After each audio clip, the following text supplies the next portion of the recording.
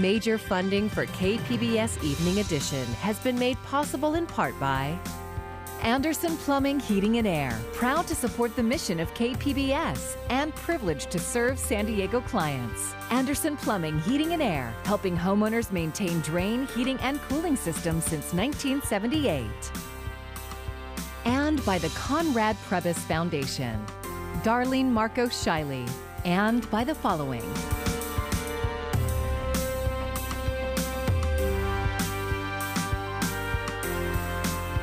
And by viewers like you. Thank you.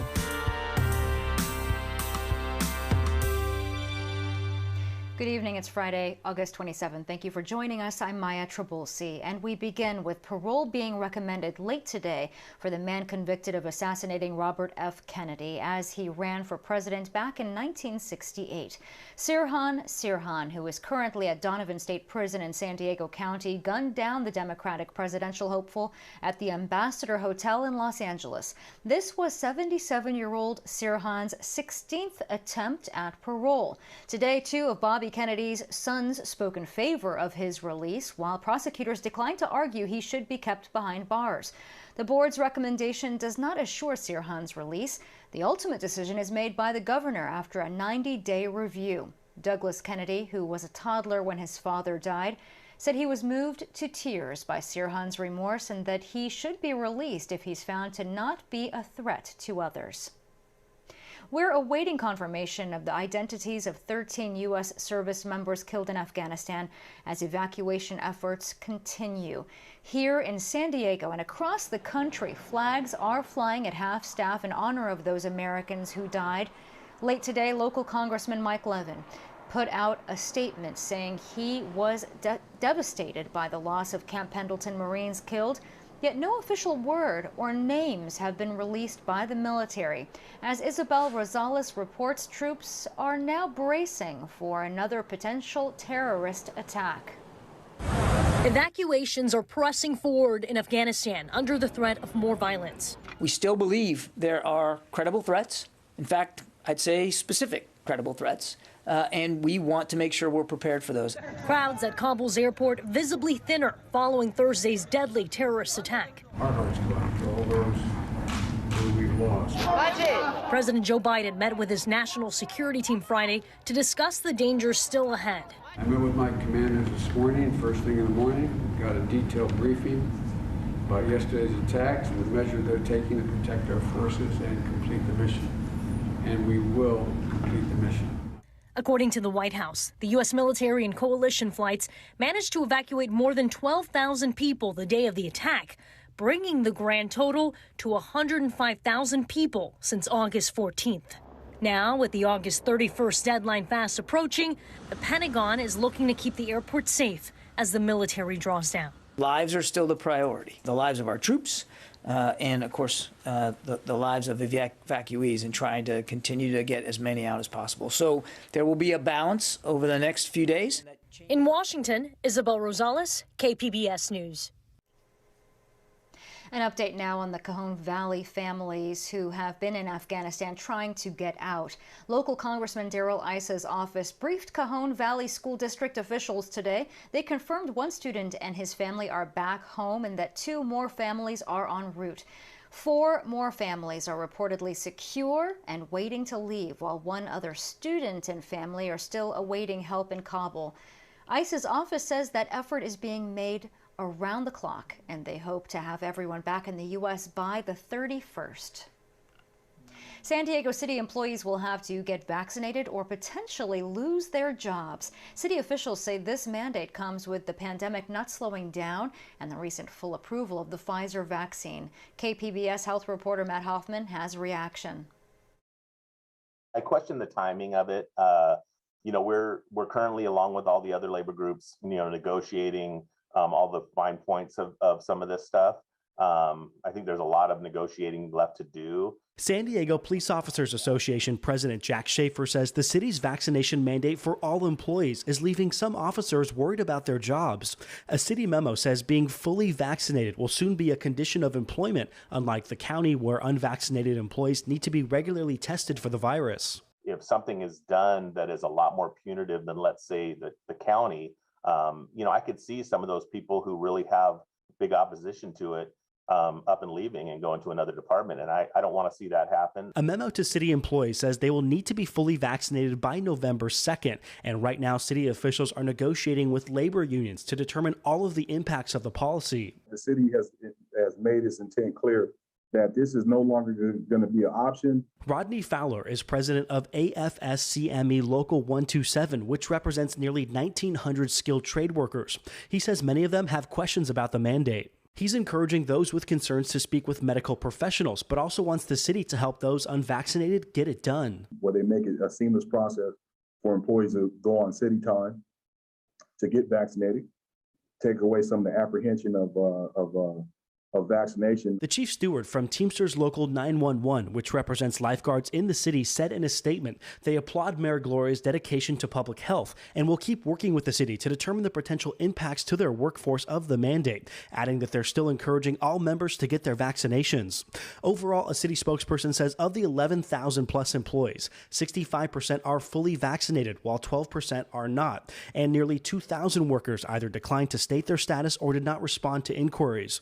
After negotiations are done with labor reps, city officials say people can then request a religious or medical exemption from the vaccines.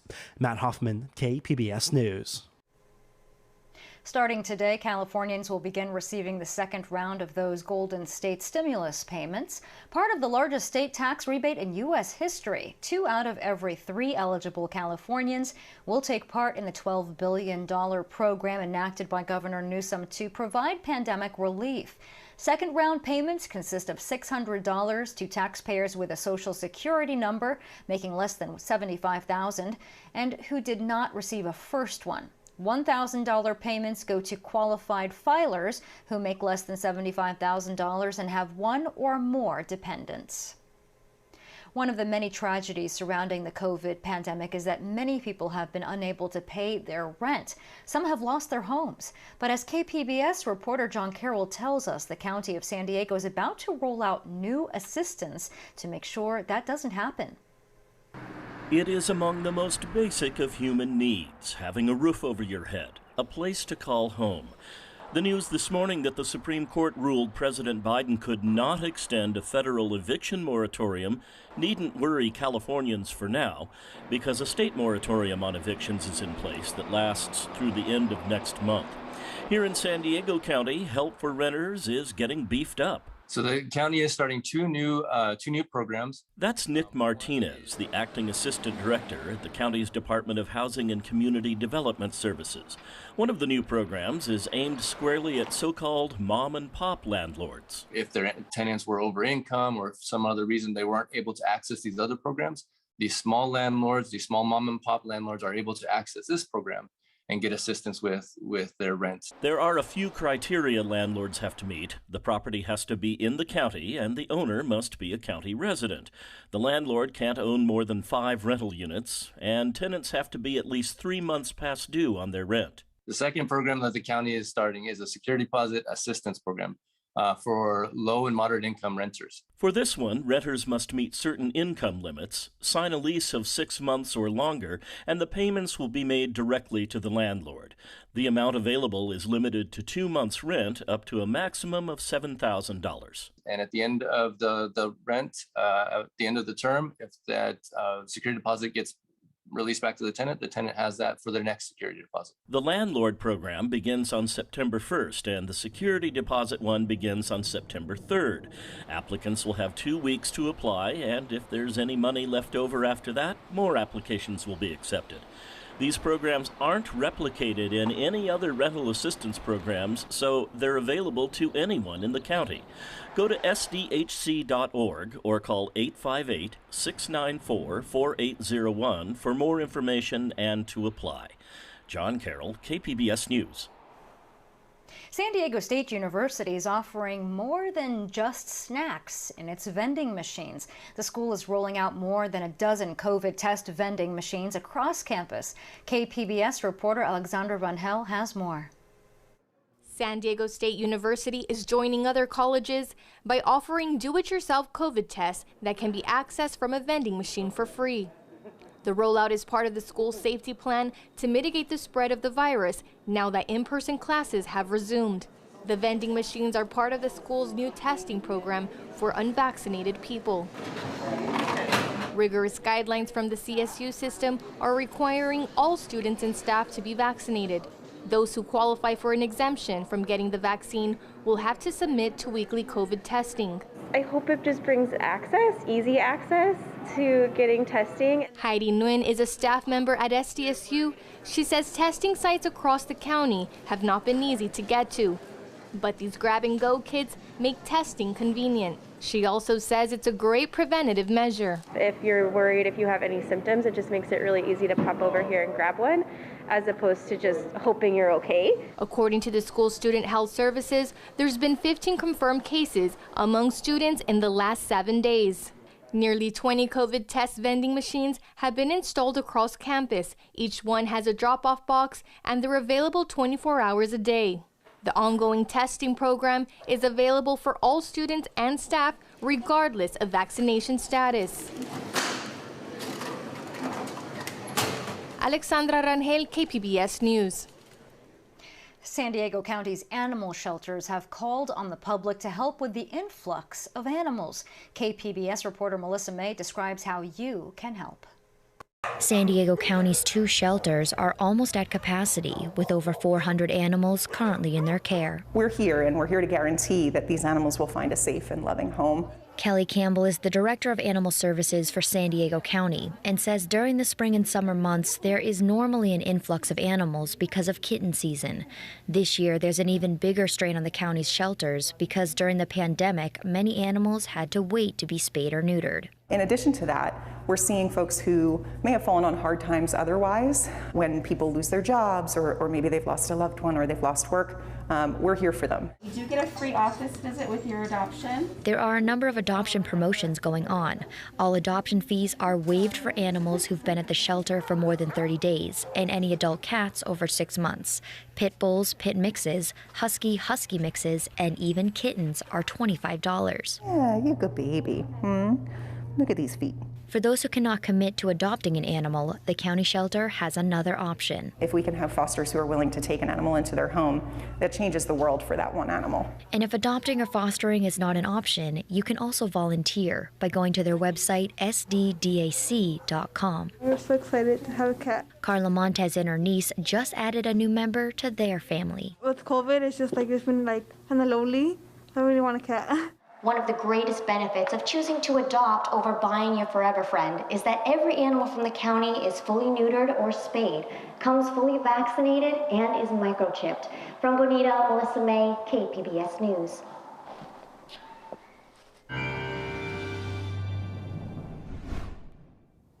We're looking at a warm start to the weekend. We've been feeling that over the past couple of days, and it does kick off on the warm side. But one of the big stories is trying to see Nora's moisture enter. Yeah, we could be talking a little bit of rain heading into next week, which comes with clouds and even some cooler times for us. First up, though, tonight, the low in San Diego, 68. Meanwhile, Chula Vista coming in at 67. Borrego Springs, 82. Notice here there will be some of those marine layer clouds coming in, but not too much, typical for this time of year.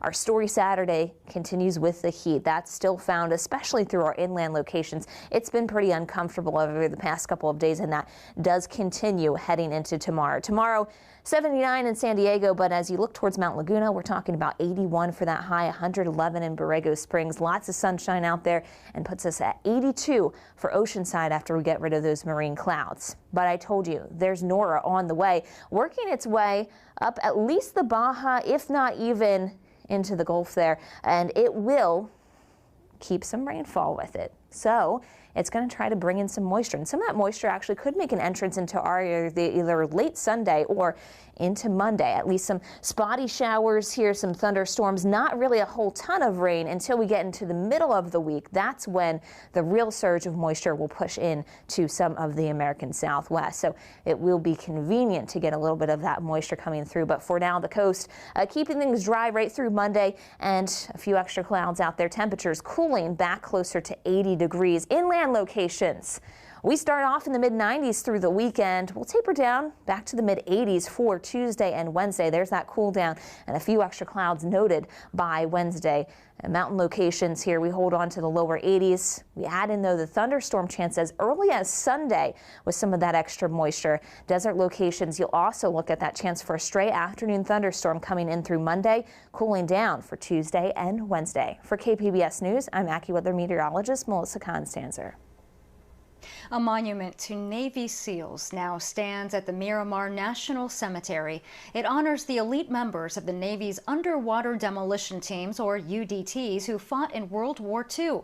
A dedication ceremony was held this morning, paying tribute especially to those who made the ultimate sacrifice. Come from a very small group. I think we have 2,600 now, but back in Vietnam we only had 350 SEALs serving at any given time, and we lost 100 of them there. It's a solemn day after another loss that we weren't expecting in Afghanistan. The idea for the memorial came from a retired Navy SEAL who served as project manager. It was funded by the Navy SEAL Museum and took more than 2 years to create. Given the chaotic and violent scenes at the Kabul airport, Afghans who worked for the Americans are increasingly desperate to flee. KPBS military reporter Steve Walsh says they're reaching out to friends and volunteers and veterans groups ahead of the U.S. deadline ending evacuations. And he, I'm going to have to make a change real quick. Sean Van Diver, a Navy vet, is with the San Diego chapter of the Truman National Security Project. He's a busy man. He had to stop answering my questions to check on Afghans trying to make their way to the U.S. Nothing like this has ever happened before. This is the most uniquely American thing I've ever seen. Like, people that don't do this just pulling themselves up and getting out, and I'm working from 4 a.m. to midnight every day for people that we've never met. Supporters call it a digital Dunkirk when hundreds of pleasure boats were pressed into service to rescue British troops trapped in France during World War II. Vet groups like No One Left Behind, which has worked for years to bring military translators back to the U.S., are working alongside hastily assembled vet coalitions like Van Diver's. These groups are also discouraging American volunteers from making the chaos worse, like chartering flights into Kabul without a clear plan to get people into the airport in time. It's heartbreaking work. For the humanity, for the sake of God, I beg them to help me, to save my children. Desperate Afghans are reaching out, including one man who worked for an American contractor at Bagram Air Force Base in the 2000s. We're not using his name for security reasons. He's still trying to figure out the visa process. I have a lot of friends that they know me, that I work with them. I helped them on that time. Now it's my time. Afghan vets have contacts over there. They're getting these messages, these desperate pleas for help. Christopher Goldsmith is a vet advocate and Iraq war veteran. He lost touch with his unit's translator when ISIS took over. A week ago, he created Evacuate Our Allies. You know, that the uncertainty for me is heavy, but the certainty of knowing that these desperate cries for help suddenly go silent, that's going to be unimaginably more tough for many more people. He says for veterans, coming to the aid of their Afghan allies is probably the clearest objective of the 20-year war. The group is urging the White House to extend the deadline and cut through red tape so more people can be airlifted out of Kabul. Mohammed is a translator who came to San Diego less than 2 years ago.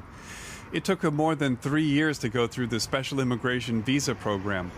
He still has family trapped in Afghanistan. He's also getting calls from other translators still there. One person spent 8 days in and around the airport before giving up and going back home. He asked me, last night he talked to me, he said, like, can you know someone in airport to help me? I said, I can't. I don't know someone else because right now everything has changed. In the main gate, outside, everything is in by Taliban hand. How I help you? Since October, California has taken in roughly 1,600 SIV recipients, the most of any state. Some San Diegans are still on the ground in Afghanistan. Aside from a group of students from El Cajon Valley Union School District, Americans of Afghan descent are trying to find their way out of the country, including former translators who went home one last time. You know, I'm trying to tell folks, look, we built this website for resources, but there's only so much that a group of volunteers can do. We need government support, and we need to take care of these folks. And quickly, Van Diver says, before the last American flight leaves Afghanistan. Steve Walsh, KPBS News. I'm Amna Nawaz. Tonight on the NewsHour, high alert. Evacuations face new challenges after the deadly attacks in Kabul. That's coming up at 7 right after Evening Edition on KPBS. The San Diego Police Department announced changes to its consent search procedures. That's when officers can search an individual's person, vehicle, or home without a warrant. If the individual gives consent, now officers will need to get consent in verbal form that is documented on a police body camera or in written form freely and voluntarily. Searches cannot be so intrusive as to harm the individual or destroy or damage property. And individuals will be notified that they have the right to refuse, modify, or withdraw consent to search at any time. Mayor Todd Gloria says the goal of these revisions is to be more clear, concise, and just. More than 3 weeks have passed since San Diego State University released its scathing report about the county's COVID-19 hotel program, and county officials refuse to talk about it. iNewsSource investigative reporter Cody Delaney has more. The company doesn't have the credentials to do the job and employs staff without the proper training. The result? Gaps in services that may have led to overdoses and suicide. Those were among the findings that the county paid SDSU $140,000 for. It started after iNewsSource reported poor care and mismanagement at the COVID-19 hotels. But now, county officials don't want to talk about it. Most supervisors have ignored questions.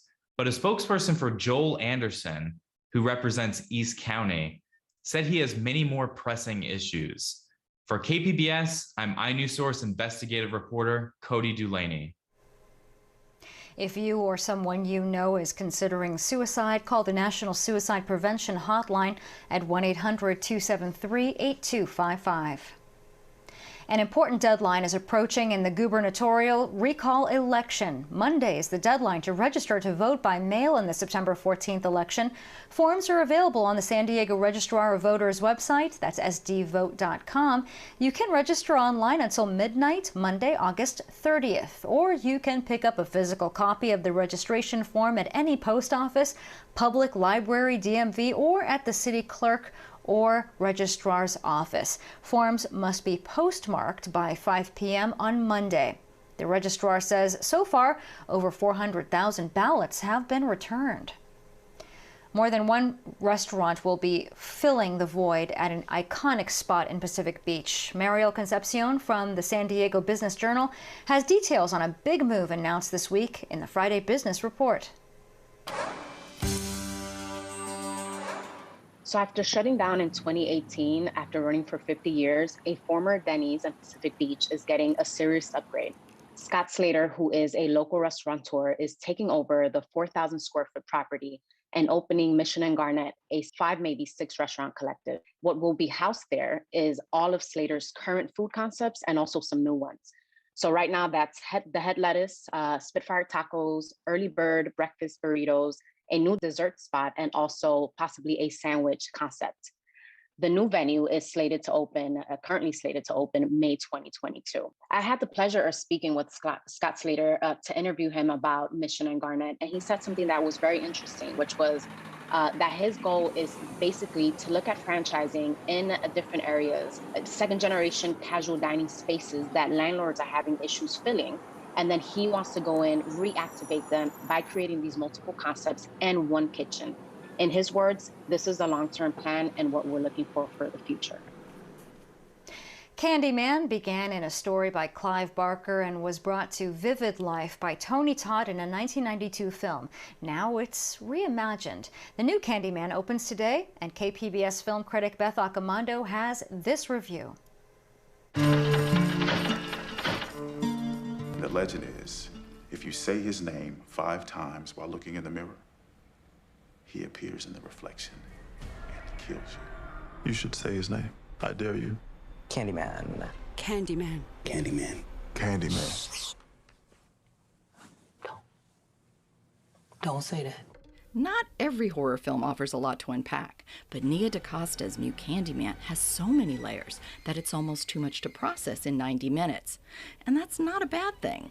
Produced by Jordan Peele and co-written and directed by DaCosta, Candyman beautifully builds on the 1992 film to reinvent Candyman through a black lens. What we did with this version of it and this telling of it was we tried to bring out the connection with the fact that it's an epidemic of violence on black bodies in this country.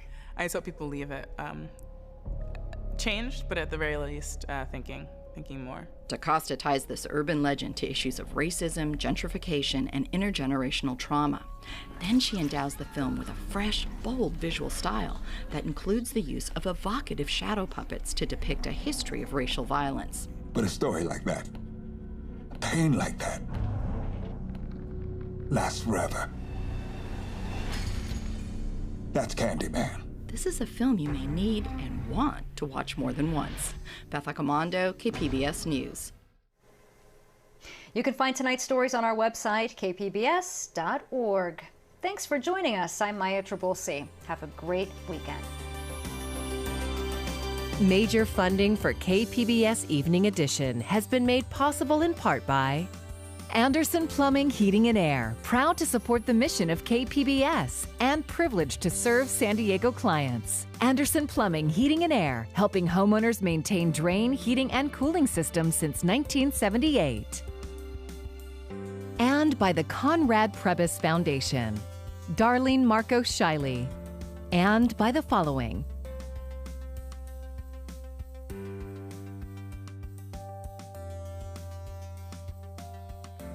and by viewers like you. Thank you.